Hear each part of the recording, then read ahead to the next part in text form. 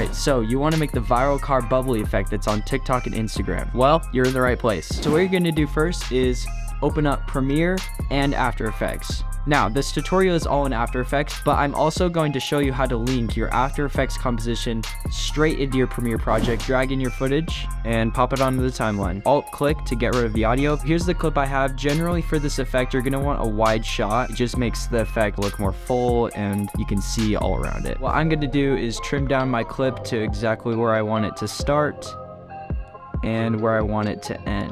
I'll just trim mine down to 2 seconds and that's where we'll start. Right-click the clip. Click Replace with After Effects Composition. What this does is it links a brand new After Effects project directly into the Premiere file. Then once you head to After Effects, name the project. I'm just going to call it the same thing.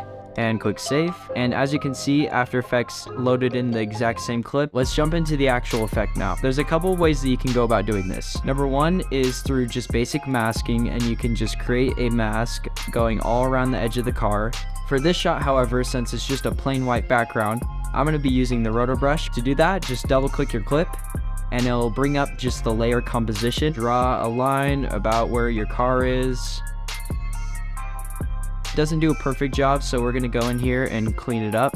I'm just using the scroll wheel to zoom in, and you can just add in the parts that didn't quite get added before. What you can do is you can hold down Alt and it changes it to a subtract, and then it will basically undo that selection. Next, once you have a pretty good selection, what you're going to want to do is press spacebar, and that will track it all throughout the clip. Usually it takes a while for it to render depending on your hardware. Now pause. As you can see right here, it started messing it up a little bit. So what you can do is press spacebar again to pause it, color the green where it messed up a little bit, or you can do the minus like down here. Like I said, it doesn't have to be perfect, especially with this effect, which you'll see why in a second. And once it has finished rendering, what you're going to want to do is click this button called freeze.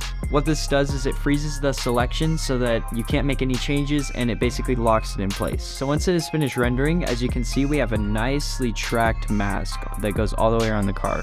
Now, as you may notice, this isn't actually a mask, so we have to convert it into a mask. You do that by going up to Layer, Auto Trace. You can just leave these default settings, it'll do the rest.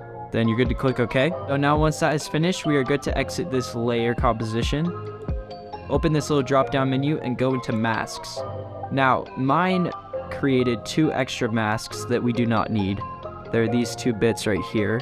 So we can just go ahead and delete both of those so that we just have one full mask that goes all the way around the car. To get the background back, what we're going to do is do Control D to duplicate the layers, delete the mask, and go into Effects and delete the roto brush effect as well.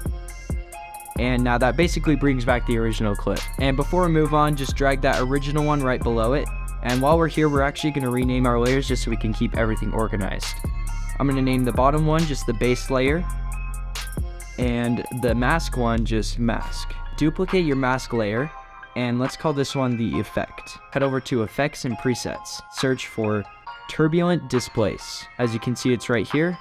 Click it and drag it onto the effect layer. Drag the effect layer right under the mask layer. You can play with these settings until you get what you like. Now we're going to add back the mask layer. Now it's a little bit too tight around the car, so let's make it come out a little bit more. How we do that is go to Effect, Transform, and Scale. Now we're actually going to keyframe the scale, and you're going to want to do this as well if you have a dolly shot or any kind of movement. For this clip, it slowly moves in, so we're going to click the keyframe, scale it up a bit. Right there looks good. And then at the end, we're going to make it even bigger to give that punchy effect. Head back to the beginning of the clip again. Now we're going to make it move. Keyframe the amount and size. And that sets the keyframe for the very beginning. And then go to the very end again. Mess with these settings again. So what I'm going to do is bring down the amount and bring down the size. Alright, I think I have the result that I like. So what we're going to do is Control S to save it. We're going to go back to Premiere. Click Sequence and then Render into Out. What that will do is pre-render it so then you can see if you like the settings that you put, and it'll allow you to make changes if you want to as well. Once again, this entirely depends on your hardware for how long it will take. Once that's finished rendering, you can hit play and see if you like it. Alright, that's it for this video. Make sure you check out my other tutorials on how to do other viral car effects.